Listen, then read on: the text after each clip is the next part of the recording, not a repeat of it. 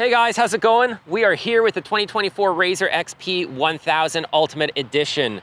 If you've been following along, then you know we've had this machine for about a year now, mixed into the fleet with all of our other machines.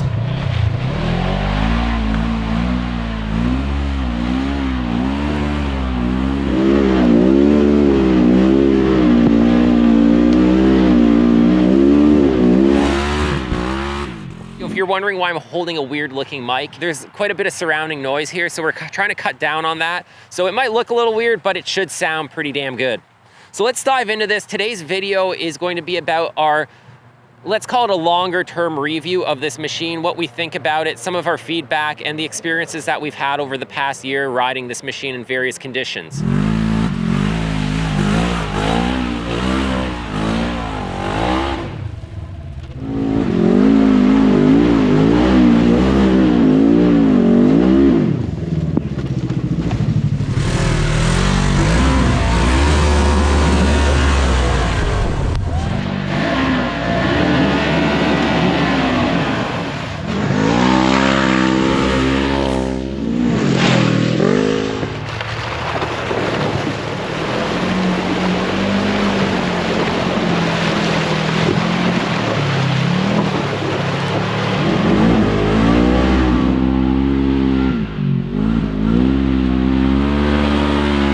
Let's dive into it. Let's talk about the good, the bad, where we think it could improve, and let's also dive into talking about what we've done to this machine, how we've modified it to suit our needs, and some common modifications that you'll probably be thinking about if you get yourself a machine like this.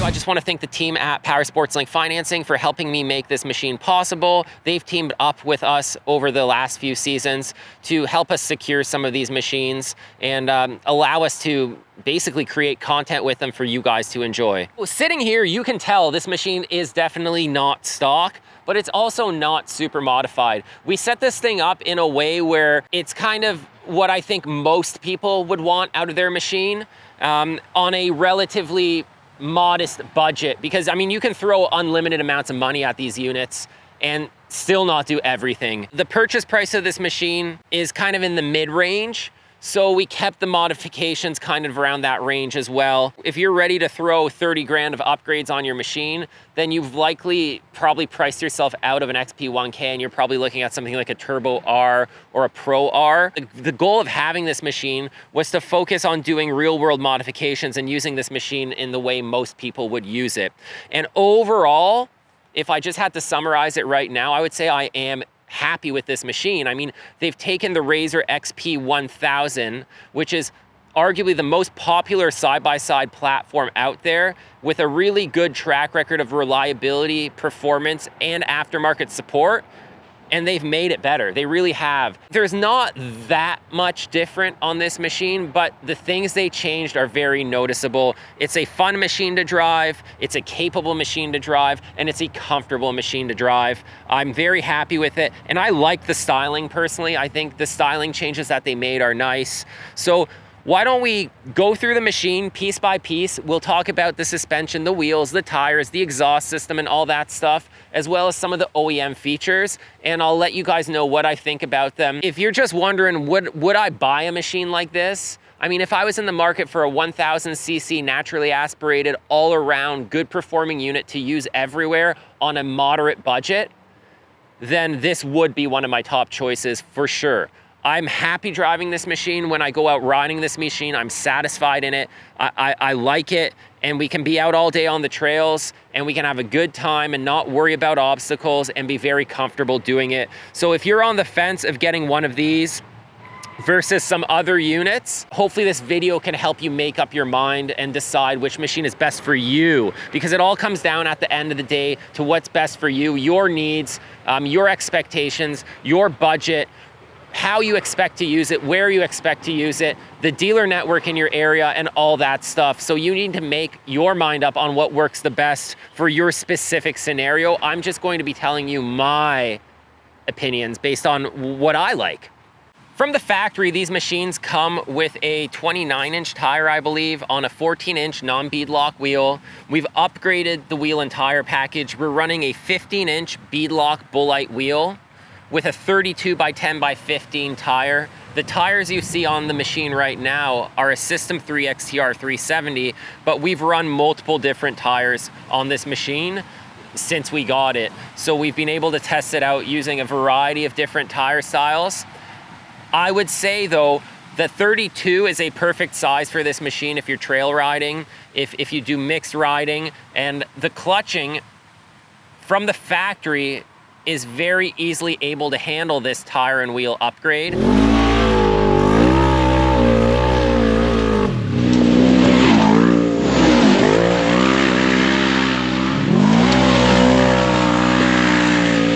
I have not clutched the machine. On 32s, in low range on the trail, it feels great. It feels perfect. Would it feel better with some dialed in clutching? Most definitely it would. Do you have to clutch it? No, you don't. Or, you know, you can go ahead and put the clutching off to the next round. So go out, get your wheels and tires, save up a few more dollars, get your clutching, save up a few more dollars, get the next mod. You don't have to do it all in one shot on this unit. Now, if you went over a 32, personally, I don't really think you need to go over a 32 on this platform. I think it's as big as this machine needs. But obviously, if you went over a 32, I would say, yeah, you should probably think about clutching. And if you're more into sporty, mid to high speed riding, you know, a little higher pace, no, you know, less rock crawling, don't need the ground clearance, then I would say maybe consider running a 30-inch tire, and that'll give you a little bit more of a sporty feel, a little bit less unsprung weight. Now we'll look at a few more things that I've changed from factory. One last note on the tires. The tire is probably the most important thing on your machine when it comes to how that machine functions and performs in a given condition, because you need to select the tires that are best suited to your riding conditions and your riding style, because there is no perfect tire. If you're rock crawling, you're gonna choose a different tire than when you're mudding. So that's something you need to decide. But I would say that if you're doing wheels and tires, another upgrade to consider, especially on these RZRs, is upgrading the front A-arms. Running a heavier duty, stronger, high clearance, forward-facing A-arm. And we also have heavy-duty Keller ball joints in there, fully serviceable, adjustable ball joints. If you upgrade these arms and those ball joints, you'll have no issues from the front end. And if you're doing that, I also highly recommend running a gusset kit. So there's a gusset plate under here that thickens the A-arm mounting locations for all the bottom arms. That way, if you hit something with that arm, then you're not worried about ripping the arm itself out of the frame. The arm should break at the pivot block. This should be stronger than the arm. Whereas in the factory setup, if you have a stronger arm and you hit something like a stump or a rock, you could potentially damage the frame mounts, and that gets complicated later on to fix. You can see here we're running stock axles. I haven't had an issue with the front or rear axles running these 32s. I would say you can go ahead and run them until you break one. And then when you break one, I always say it's better to go aftermarket. The OEM ones are significantly overpriced. So if I were to break one of these, or if they were like worn out and I could tell they were gonna fail, then I would probably upgrade to a Rhino 2.0 axle. The shocks, everything on the shock is stock, but if I were to keep the machine, one of the next bigger modifications I do is I definitely do a spring kit on this machine and revalve the suspension. And I think that would really further improve the ride quality. But I have to say, out of the box, this machine rides very plush and comfortable. Yeah, the clutching feels excellent. It's like it's meant to have 32s on it, to be honest with you. It feels stock.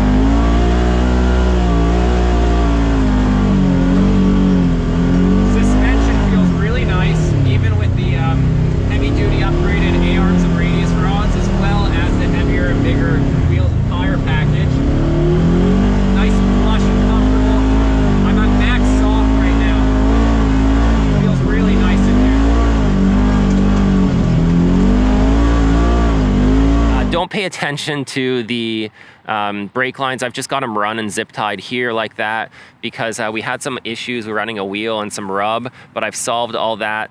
When you buy the Super ATV arms, you would run these brake lines on the other side, and they would you know, bolt in there proper and they'd look nice and clean. I just haven't messed around with these ones, so just ignore that.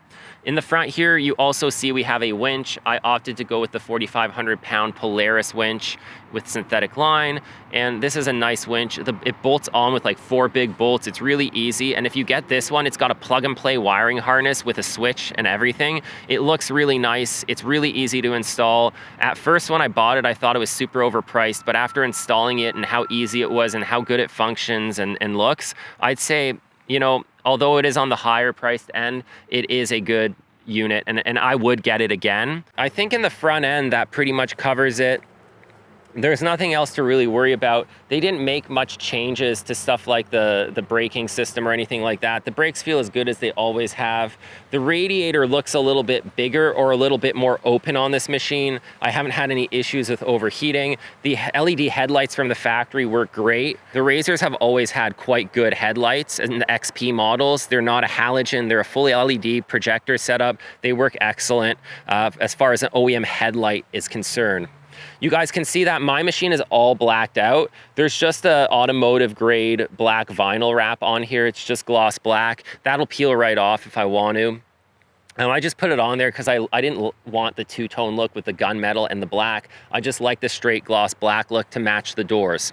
The side profile is just stock. The Ultimate Edition comes like this. It comes with the full poly roof. It comes with these full doors. They all come with the full doors, which I gotta say, love the full doors. I like how they're higher up. I really like this door setup. It's taking me some time to get used to the fact that they're a non-suicide door, and I'm so used to the Razors having suicide doors that I keep opening them and trying to walk into the door. But I would say as far as an OEM door is concerned, they're sturdy, they're pretty good. The seating position in this machine, it's low down. You sit quite low, which is cool, and you got these high doors we were talking about, and I know a lot of people don't really, I've heard mixed opinions. I mean, high doors are really popular right now. I like the higher door. And I mean, by no means this is a high door compared to what you see on some of the aftermarket cages, but I really like what Polaris did with the doors, and there's a lot of room in the cabin. That I do like. I like how they refined the cabin. I hate the fact that they got rid of the analog gauge cluster, personally. I really liked that feature.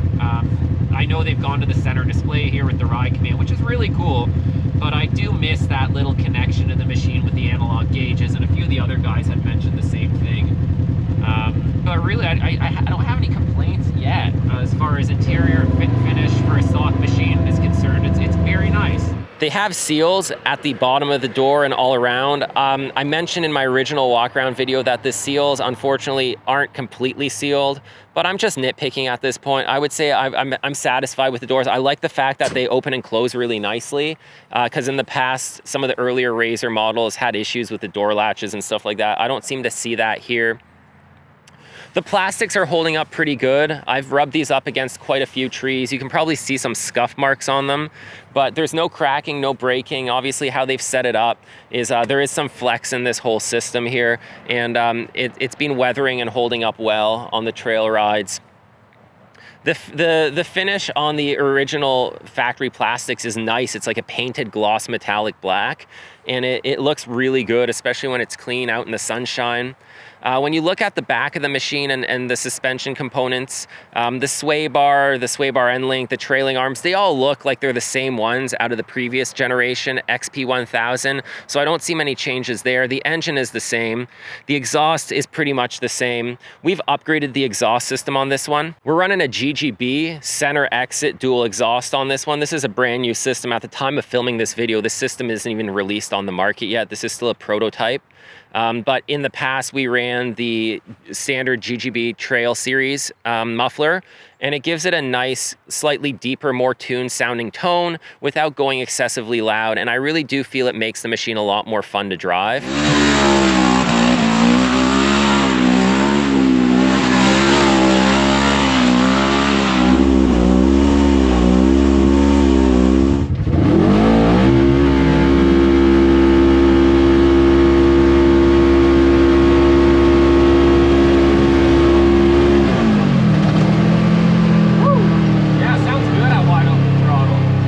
And this setup with the dual center exits in the rear makes the machine look real mean. Aside from the fact that it sounds cooler, it's also a little lighter weight and it doesn't trap as much heat as the OEM muffler does. But mostly it's one of those cool fun factor adding mods.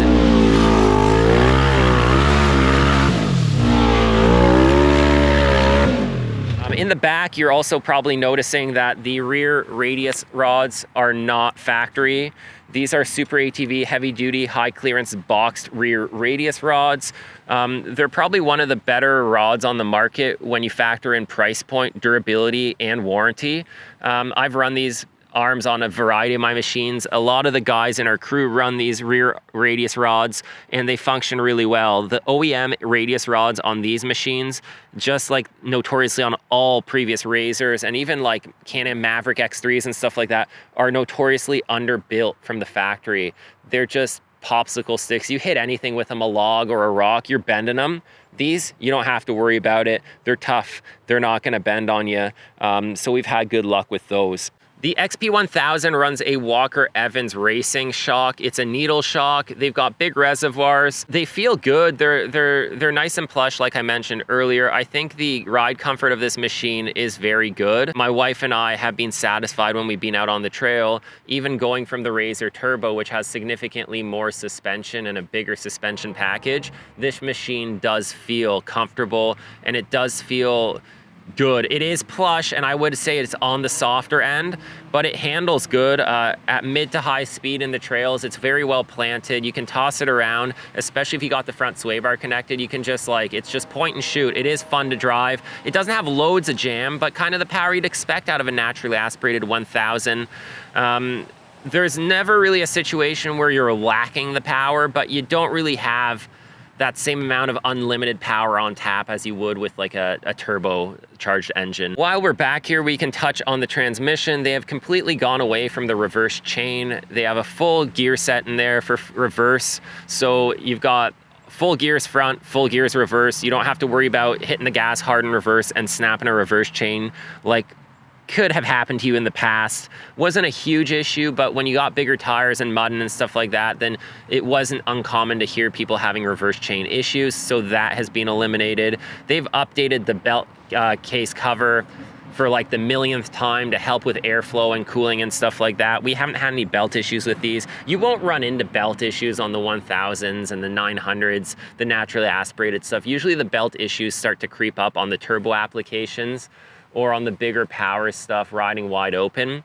So generally I would say these machines are very reliable. So in the interior here, they have refined the interior. They have done a nice job cleaning it up. There's two storage boxes here. There's one on the passenger and then one on the driver. I would say some feedback is these boxes are not actually sealed with like a rubber seal or anything. They just have this like lip there. And if you're pressure washing or if it's really wet, they do leak. And I am a little disappointed at that. You know, they can engineer this crazy machine, but you know, how much more work would it have been to make this a proper dry box where you can put your wallet and your phone and not worry about it getting damaged or wet? So I would just say, I mean, you can't trust these boxes. They are not fully weather sealed. It's got the full digital display with ride command navigation. Your gauges light up on there. It's got Bluetooth for your phone. The screen here automatically shifts from light mode to night mode. It's got a sensor on here. Since this is the Ultimate Edition, it comes with two Rockford Fosgate speakers in the front and then two in the rear behind my head. The audio sounds decent. It's very flat. It's got this tinny sound to it, but I know if you go to the next stage audio system, they give you a subwoofer. And with the sub, it really adds depth to the audio. And I feel if you do enjoy listening to music on your rides and that's something you really look forward to, then I would consider getting the sub. It really adds a ton of depth and quality that these speakers just lack. I personally have never really been into audio while I'm out riding. I listen to music in the truck and at home all the time and in the shop. When I'm out riding, I like the throttle. That's my music. There was this cool Porsche ad years ago that I never forgot. And it was just a picture of this Porsche ripping through the mountains. And the caption just said, the volume control is the pedal on the right. And that's always something I laugh about. I don't come out here to listen to music. Plus there's always one or two guys in the crew that have a upgraded system and they're pumping tunes. So there's no sense of 5 people playing music. So, but with that being said, the audio system is good. The phone calls work well. The GPS on here is cool. You've got the ride command and all the mapping, which is very heavily supported. And even if you don't have a Polaris, you can team up with your friends, you ride other machines as long as they have the ride command app on their phone. And then you got your music set up here and all that. So it's a sweet machine. Then your settings. A typical ride command you would see on their snowmobiles, you would see on the other machines, you would see in the Slingshot. They share this platform with pretty much the whole lineup. Here we see our switches. The switches are really nice. They're all backlit. We have our high beam and low beam switch, our 4x4, and then the winch in and out. This is the switch that comes with it. It's really nice. One thing I will mention is I was a little disappointed that I paid so much money for the OEM Polaris winch and it doesn't come with a wireless controller. I thought that was a little silly, just the in-dash switch. I really do think they should throw in the wireless. Here we have this little cubby hole, but I think if you get the upgraded Rockford Fosgate audio system, I think something goes in there, and I think there's other accessories you can stick in there. Shifter setup, all that is the same as it's been in the past. The orientation's all the same, no changes there. So they went to the 4-point harness system. It's not a retracting harness, which I was disappointed about, because once you ride in the IMI Click 6 retractable harnesses and some of the other machines, they're just so comfortable. But here they have the Sub-Zero setup. It's basically controlled deceleration technology. There's a webbing in here, and if you take a hard hit, this belt will actually stretch a little bit and absorb some of that energy, so it's not all going into you in a hard impact. Once these belts stretch, they're done. The deceleration is out of them, but you can still safely use them. They're still safe harnesses. You won't get hurt running them. They just will no longer have that energy absorbing capability after a large impact. But they're a nice quality, high-end 4-point harness. So overall, I'd say I think all these machines should be coming with at least a 4-point harness, to be honest with you. So I'd say I'm happy with them.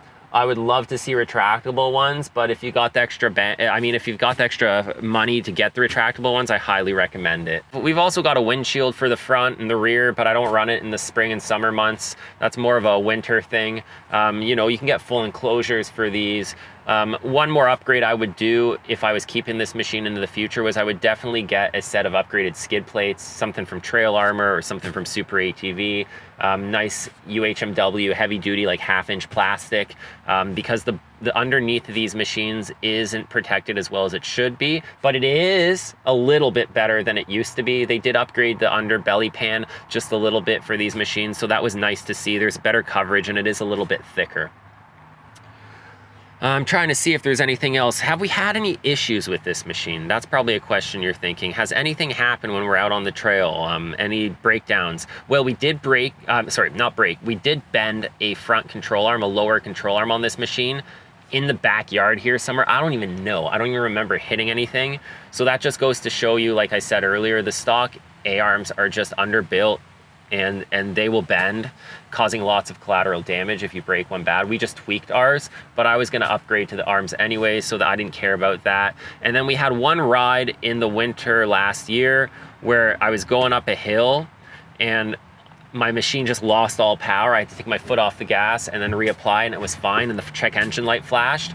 Well, what I realized later after, you know, talking to some people online and talking to the dealership was it was likely belt slip. The belt must have slipped, which sends some sort of a knock sensor code to the engine, and it cuts power. Once you let off and it regains that grip, then it was fine. And I mean, I was in low gear, high RPM, quite decent grip, wheel spin. I must have grabbed some grip and the belt slipped.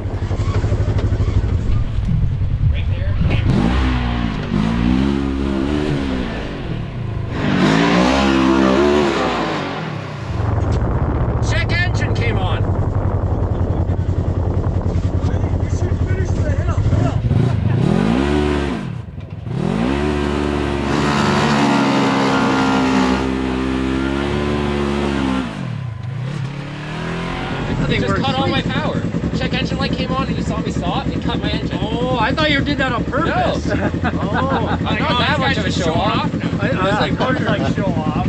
Yeah, no, the check engine just lit up solid, cut my power. I let off the gas, it turned off, and then I did it again. Doing Can-Am things now. Yeah. It hasn't happened again, and I saw some comments online saying it's not like a common thing people are experiencing, so we'll just say it was a one-off. And then when we did a really deep water crossing a few months ago in one of our videos, the belt took on, we took some water into the CVT, not a ton, but the belt slipped. And what I didn't like is as soon as the belt slips on these things, you go into like some sort of a limp mode and it doesn't let you access all that power. Now I understand they're trying to save the belt and they're trying to prevent it from causing serious damage, but I think it's a catch-22 for someone who's experienced. For example, I get it, I'm damaging my belt, I will minimize that damage by getting the heck out of that water as quick as I can, but their limp mode prevents me from doing that. So I understand why they did it. I wouldn't say it's a complaint. I would just say it's something to keep in mind that it wasn't on previous machines. And I'm assuming that maybe with like a tune or something like that, you could get rid of that safety feature.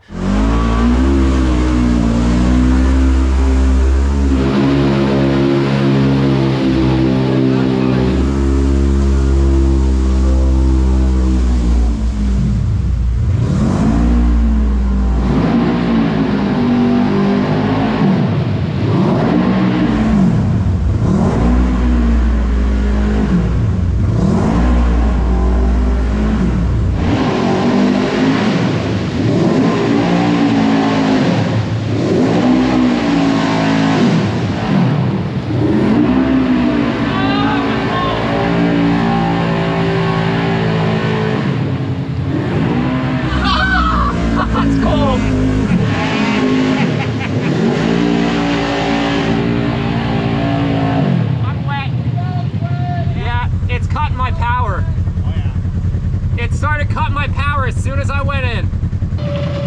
2024 Polaris. Yeah, it's just like the Achilles heel. All these machines, intakes up here, exhaust for the CVTs down low. You hit some wake and right away, done. Wet belt. Instantly it started cutting my power. Yeah.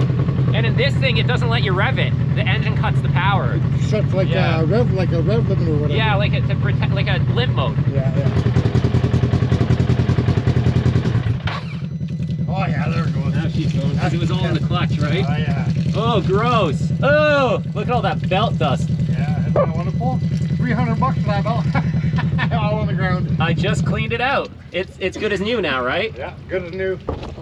That's disappointing. It really is, eh? We've talked about this many times over the years on a variety of the different machines. We cannot understand why is the belt exhaust so dang low on all these machines. Look at this thing, it is full of water. That's not good for those clutches and the bearings in there and all that stuff.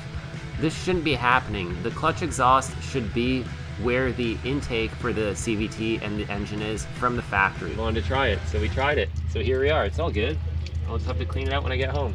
We didn't come to go around, did we? No.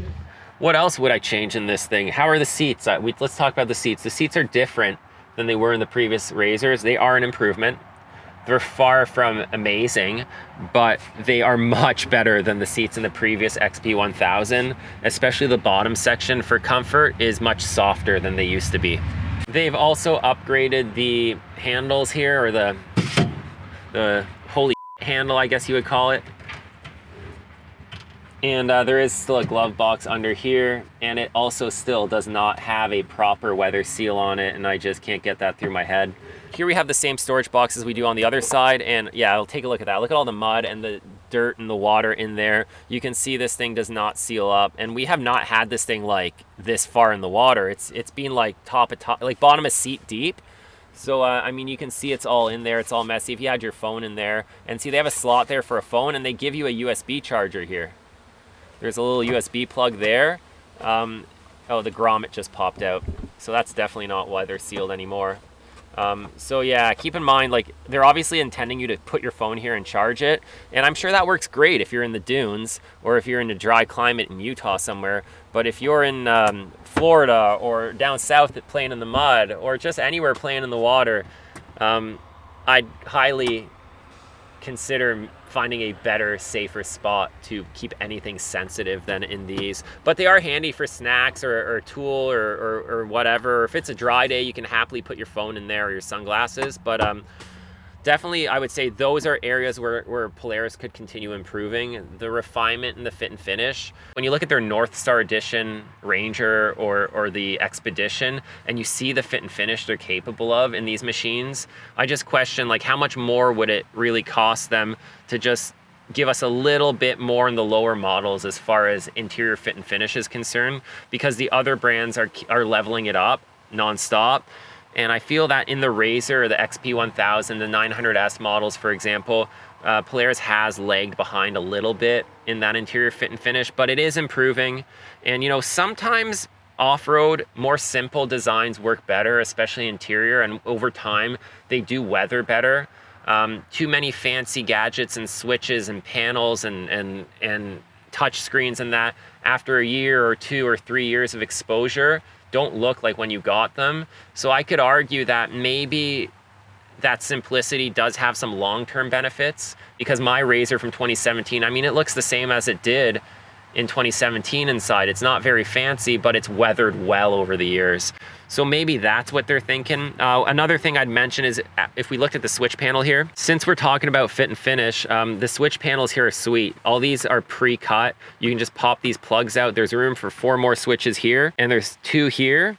So, and I've already used one of them. So they give you 7 extra switch slots. Underneath the hood here, they also give you a quick connect panel, or a bus bar, for example, where you can get connectors from Polaris and quick connect accessories into there, or any OEM Polaris accessories or higher end accessories will already come pre-wired to click right into that bus bar, which makes wiring really nice, which makes everything waterproof and watertight. For some reason, they went away with the quick release hood latch. So now you need a Torx driver to get the hood off, but you don't really have much reason to be going under there on a ride or something like that. More or less, you'd just be going under there to do some wiring and stuff like that. I would say overall, I'm very satisfied with this machine. It's like a solid 8.5 out of 10. I mean, I don't know what I'm basing that on. I just mean it's good. I'm satisfied. It looks good. It drives good. It performs well. The resale value on the Razers is still probably some of the best that you'll see on the market. The availability for aftermarket accessories is untouched when it comes to the Razer XP1000, the Razer Turbo, the whole Razer platform. So you'll have an unlimited amount of options on how to customize and set this machine up for your specific needs. Oh, I didn't mention, we've also got these Super ATV aluminum firewall guards installed here, and this is a mod I would recommend doing. It's very cheap, it's very easy, and it protects the firewall from any debris going in there, like a log or something like that breaking through and coming into the cabin. And if you've been watching content or been in the side-by-side world for any time at all, you've probably heard the horror stories on various machines of people getting, you know, sticks and logs through there and then it harming or injuring the passengers. So also another good safety mod, kind of like some cheap insurance. I would say, you know, on some of the other machines, they're starting to give you like street legal kits out of the box. I don't see why you can't get that here. You know, give us some turn signals out of the box, give us a horn, make it easier. But aside from that, I'd really have to start nitpicking. I think we covered everything. Craig, where are you sitting, buddy? Oh, dude, I'm impressed a little bit. I'm kind The fit of. and finish, the refinement is nice. Like turn on the gauges and stuff. We were talking. The only thing I'm missing is this analog gauge cluster. It feels different not being there, but a couple things that resonate well with me. I have shoulder room in here. Like I don't feel like I'm crammed in. Secondly, the height of the door feels like more like the 900s, where you want to just relax. Where my Pro is too high, so I never put my arm there to relax. I'm always like on the armrest, so it feels like more comfortable in here for cruising and stuff. It's very comfortable. It's comfortable. There's a lot more cabin space though, it feels like. Yeah, for sure. And like lots of headroom getting in, didn't hit my head and anything. Like, and Greg made a good point. Like, even if I sit up like this really high, your vision is really good approaching stuff. I think that's why they chopped the nose. Yeah, it's definitely noticeable. So, no, so far it looks good. And I'm following your suspension. Working really good at the back end. That's why I said, I'm like, for me, if I put a seat riser in, I feel like if you did a 2-inch seat riser for you, you wouldn't be a midget anymore. You'd sit like Julie and me up here at a good head height. Okay, you know, we're right? not talking about a 6-inch lift kit here. Okay, let's get realistic. I do like everybody's going to these one-piece doors. They went with a door seal too, and it Yeah. almost seals. It almost seals. But like Mike's Let's just face it, 1000S, after the same 1 thing, year though. of us riding, nothing seals anyways. Well, that could have something to do with the way he treats is us. it a little bit more like the KRX now though? Like It torque? feels more KRX. Yeah, In low the- gear, it feels like you're driving the KRX on. Lots of torque though, right? And very, like, a lot of RPM, no speed. So do they change the gear ratio Yep. from the turbo to this one then? So the turbo's different. They dropped the gear ratio in low from the old XP1000s. Okay. It feels to me like a first gen Rock and Trail. Rock and in Trail, low. yeah. But high gear is the same. Okay. Ish. But yeah, it feels Just good. And it went to no reverse chain. They're full gear Full sets gears, now. that's Yeah, great. Finally. That's great. Yep. No, that's great. Because the turbos always had that, but the 1000 XP still had a chain. Yeah, but then and it's that's what standardized goes all everything. the time. But we haven't had big issues as a group with the chain. I think Those we've are the only- light guys. No, One- it was the one only chain? person that ever kept blowing them out was Jamie. Yeah, but Yeah, but he Tyler, I was should running say. Black Like, Mambas just on realistic, that. that was Tyler. Driver. Yeah. No, it looks Big- good. big- The buttons are really nice and like easy to get to. You're not searching for rows of so buttons. another cool thing, which is probably already in place on yours, was that bus bar under here. You get the quick connect. Yeah, I have that. Wow, that wiring up that winch from Polaris, it was really expensive, but the wire harness, you just click it into the winch, you run it through the hole, you click it in there, you click it in here, Yeah. done. Just It's almost, simplified once I was done, I was almost like, oh my god, that was almost worth the extra $400. Yeah. And it's a nice backlit switch and everything, right? Yeah.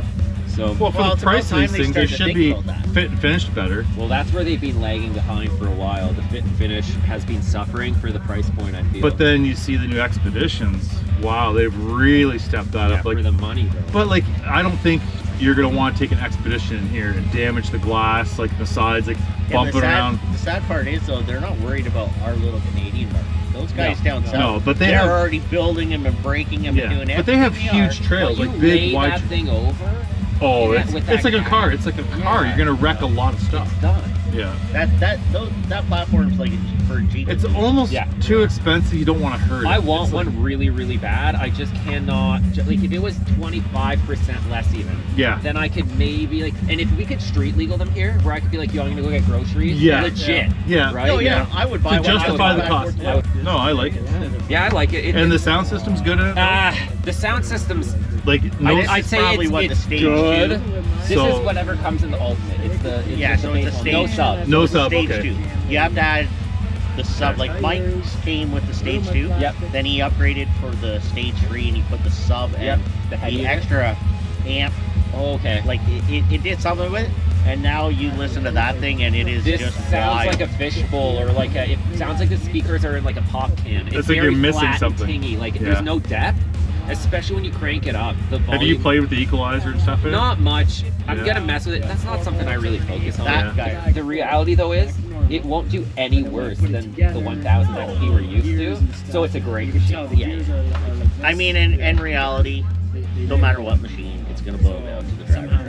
Yeah, that's why I Tire always suck selection out of the there. day, the driver itself, Yeah. I think that's all it is. all the variety of machines that are here. Different tire choices, different platforms, But we go and they're 90%. all going to shine Yeah. somewhere today. Yeah. I would happily drive this machine as my main unit. There's so many options with it. It's super capable. It can keep up with all the other machines. Generally, I think if you are going out and buying yourself a unit like this, you will be left with something that's very well rounded, that will satisfy you for many seasons, and you will enjoy it. And you'll never be that guy out there, you know, worried that you don't have enough machine, because it is very well rounded. Leave a comment, guys. Let me know what you think. I mean, like I said before, this is just my opinion of using this machine. It's got under 1,000 miles, like 700 miles on it or something like that. So we haven't used it super heavily. But I'm not worried about longevity of the engine or anything like that, because these machines have proven that that's all good. They've been around since 2014, I think, was when the first Razer XP1000 came out. So, you know, they're tried, they're tested, they're true. You don't have to worry about getting one. So smash that like button, subscribe to the channel, check out our supporters, follow us on Instagram and on Facebook. And if you'd like to help support the channel in any other way, then you can also check out our Shopify store where you can get yourself some cool Team AJP hats, sweaters, shirts, stickers, stuff like that. And if you so choose, then you can also find us on Patreon. Thanks for watching, guys. We'll see you in the next video, and ride safe out there.